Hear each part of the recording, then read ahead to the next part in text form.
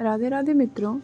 यह कथा श्री जगन्नाथपुरी धाम की है कि कैसे वहाँ जगन्नाथ भगवान आए, कैसे उनके मंदिर की स्थापना हुई, उनका रूप ऐसा क्यों है। इस बारे में इस कथा में हम बात करेंगे। सबसे पहले आप सभी को इस बार 7 जुलाई को रथ यात्रा आरंभ हुई है, उसकी बहुत बहुत शुभकामनाएं। और जगन्नाथ रथ यात्रा जीवन में एक दर्शन करना बहुत ही ज़्यादा अच्छा माना जाता है। ऐसा माना जाता है कि जो भी इंसान एक बार रथ का दर्शन कर ले, रथ पे विराजमान प्रभु का दर्शन कर ले, वो जीवन मरण के चक्र से छूट जाता है। बस जगन्नाथ महाप्रभु की रूप के बारे में कथा कुछ इस प्रकार है कि एक बार श्री कृष्ण अपने कक्ष में शयन कर रहे थे और वो निंद्रा में ही राधा राधा नाम का उच्चारण कर रहे थे। यह देख कर के रानी रुक्मिणी और अन्य रानियों ने रोहिणी माता से कहा, हे माते, हम दिन रात प्रभु की सेवा में लगे रहते हैं, पर प्रभु फिर भी राधा राधा नाम ही जाप करते हैं। इसके पीछे क्या कारण है? हमें जानना है कि आखिर राधा रानी कौन थी, क्यों इन्हें इतनी पसंद है, क्यों इनका नाम लेते हैं।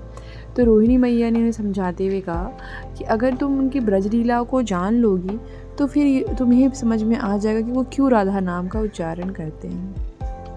पर रानियाँ जिद करने लगी, हमें भी कथा सुननी है, ब्रजलीला क्या है। पर रोहिणी मैया ने कहा, ये कथा सुनने के लिए हमें एकांत चाहिए होगा, जहाँ कोई आए जाए ना है, खास करके श्री कृष्ण, बलराम और सुभद्रा, ये तीनों ना आ सके, वो कथा का श्रवण ना कर सके। रानियों ने कहा, ठीक है, हम एकांत कक्ष का इंतज़ाम कर लेंगे। फिर उन्होंने एक एकांत कक्ष का इंतज़ाम किया। वहाँ रोहिणी मैया विराजमान हुई और उन्होंने कथा सुनानी प्रारंभ की।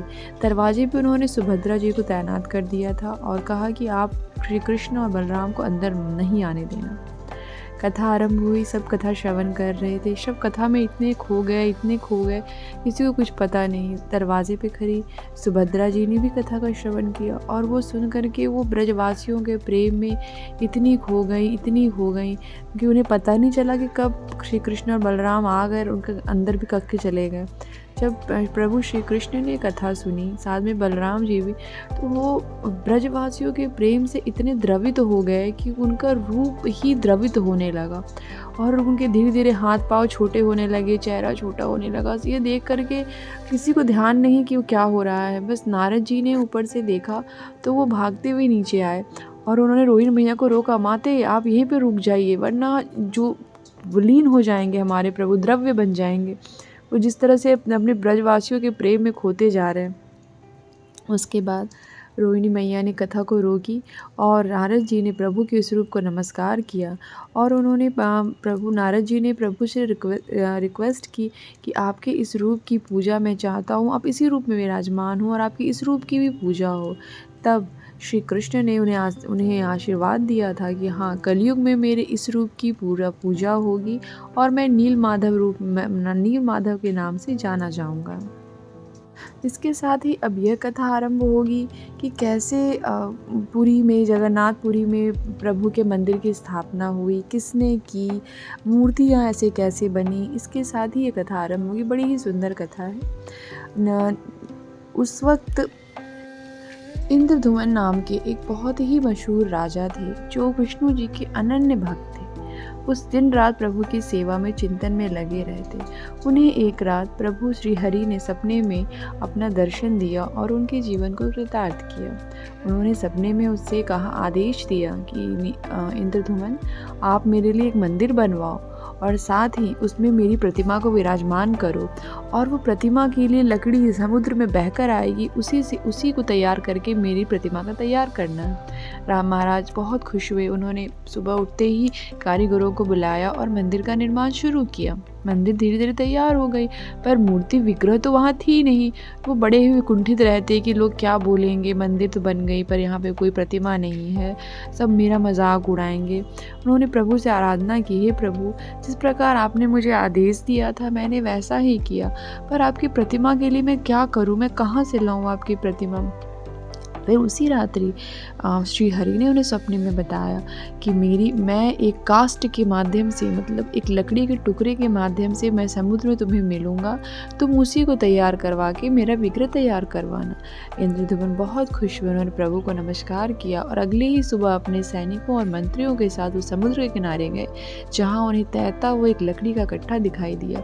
उसे लेकर के वो अपने महल में आ गए और उन्होंने बढ़ई को बुलाया। बहुत सारे मिस्त्री आए, उन्होंने छेनी हथौड़े से उस विग्रह को तैयार करने की कोशिश की, पर हर कोई असमर्थ हुआ। अब फिर से राजा चिंतित, अब कैसे तैयार कराऊँ ये विग्रह, मैं तो हो ही नहीं रहा है। फिर एक दिन एक कारीगर आया, उन्होंने प्रभु से, राजा से प्रार्थना की, हे राजन, मैं इस विग्रह को तैयार करूंगा, पर मुझे इसके लिए आप 21 दिन का एकांत कक्ष दें, जिसमें कोई आए जाए नहीं और मुझे कोई डिस्टर्ब ना करे। मैं उसमें कोई झांका झांकी नहीं, कुछ नहीं होना चाहिए। तो राजा, मुझे थोड़ा अलग लगा कि ऐसा कैसे बोल रहा है, बट वो तैयार हो गए। उन्हें लगा शायद प्रभु का आदेश होगा, तो फिर वो उन्होंने कक्ष दिया और वो काष्ठ को लेकर के वो कारपेंटर चला गया उस कक्ष में और उन्होंने श्री विग्रह को बनाना तैयार किया।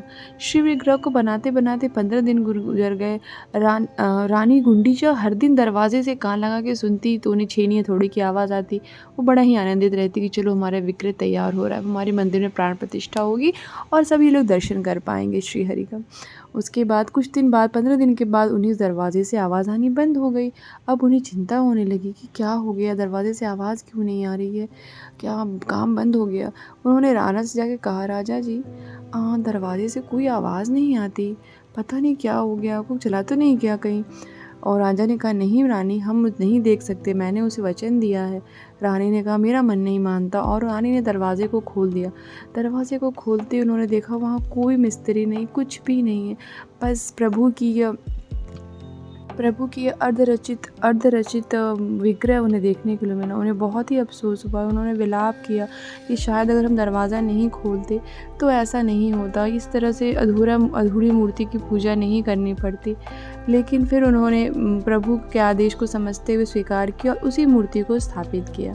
वही मूर्ति की जगन्नाथपुरी में आज स्थापित है, जिसे हम जगन्नाथ प्रभु के नाम, महाप्रभु के नाम से जानते हैं। जगन्नाथ महाप्रभु कलयुग के प्रत्यक्ष देव हैं, प्रकट देव हैं, जो अपने भक्तों के कष्ट को हरने के लिए हर पल तत्पर हैं। और इसी कारण हर वर्ष आप देखते हैं रथ यात्रा का आयोजन होता है, जिसमें लाखों श्रद्धालु बहुत देश विदेश से आते हैं और रथ का दर्शन करते हैं। ये हमारे भारतवर्ष के इकलौते देव हैं जो अपने मंदिर से निकलकर भक्तों को सड़क पर अपना दर्शन देते हैं और अपने भक्तों को कृतार्थ करते हैं। साथ ही जगन्नाथ महाप्रभु की रथ यात्रा में आप देख पाएंगे कि 3 रथ होते हैं। पहला भैया बलभद्र का, दूसरा सुभद्रा का और तीसरा सबसे अंतिम जगन्नाथ महाप्रभु का।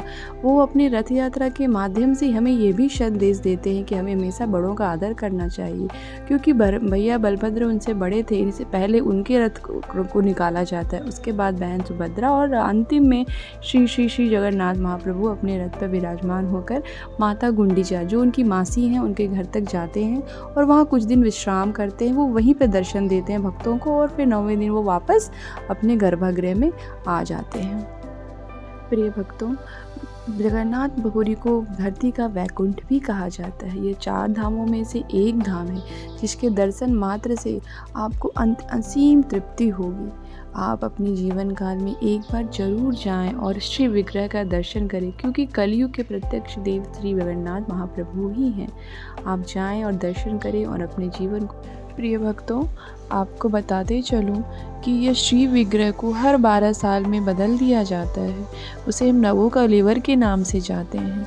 यह प्रक्रिया अत्यंत ही गोपनीय है, जिसमें नई मूर्ति की स्थापना की जाती और पुरानी मूर्ति से प्राण निकाल कर नई मूर्ति में स्थापित की जाती है। ऐसा मानते हैं कि मंदिर के पुजारी ही इस प्रक्रिया को करते हैं और अत्यंत ही गोपनीय तरीके से। जिस दिन ये नवोकलेवर किया जाता है, प्राण डाले जाते हैं नई मूर्ति में, उस दिन मंदिर के आसपास को अच्छे से घेर लिया जाता है सैनिकों से और सारी लाइटें बंद कर दी जाती हैं। और जो पुजारी प्राण को पुरानी मूर्ति से निकाल के नई में डालते हैं, वो अपने हाथों में दस्ताने पहन लेते हैं और आँखों पर पट्टी लगा लेते हैं। उस द्रव्य पदार्थ को कोई नहीं देख सकता जिसे पुरानी मूर्ति से निकाल करके नई में डाला जाता है। बस जो इन पुजारियों ने किया है, उन्होंने यही अनुभव किया है कि ये बहुत सॉफ्ट सा कुछ है, बिल्कुल खरगोश की भांति उछलता हुआ, जिसे हम पुरानी मूर्ति से निकाल करके नई में डाल देते हैं। और हम ऐसा मानते हैं कि यह द्रव्य पदार्थ श्री कृष्ण का हृदय है, जो श्री कृष्ण के देह त्याग के बाद नष्ट नहीं हुआ था। वही हृदय आज भी श्री जगन्नाथ महाप्रभु में धड़कता है, जिसे हम ब्रह्म पदार्थ के नाम से जानते हैं। उसमें असीम ऊर्जा है। ऐसा मानते हैं अगर कोई मानव उसे देख भी ले तो वो क्षण भर में ही नष्ट हो जाएगा। इसलिए कोई इसे नहीं देखता, बस एक गोपनीय तरीके से मंदिर के पुजारी, श्रेष्ठ पुजारी मिलकर के यह प्रक्रिया को पूरा करते हैं। प्रिय भक्तों, श्री जगन्नाथ महाप्रभु आज भी श्री कृष्ण हमारे बीच में आज भी श्री जगन्नाथ महाप्रभु के रूप में विराजमान हैं। हर वैष्णव को अपने जीवन में एक बार जाकर के जरूर श्री हरि के दर्शन करने चाहिए। वहाँ जा कर के आपको बहुत ही अच्छा लगेगा। बगल में समुद्र है जिसकी आवाज़ आज भी मंदिर के अंदर नहीं आती। वहाँ पर हनुमान जी विराजमान हैं जो समुद्र की सारी लहरों की आवाज़ को अपने कानों में समा लेते हैं और श्री हरि को थोड़ी भी निंद्रा में तकलीफ़ नहीं होती। मंदिर के गुंबद के ऊपर से कोई भी प्लेन, पक्षी कोई भी नहीं गुजरता। और भी बहुत सारी रहस्यमयी घटनाएं हैं वहाँ, जिसे आप वहाँ जा कर के स्वयं ही अनुभव करें। इसी के साथ ये कथा को मैं विराम देती हूँ। फिर मिलेंगे किसी नए कथा के साथ। श्री राधे। जय जय श्री जगन्नाथ।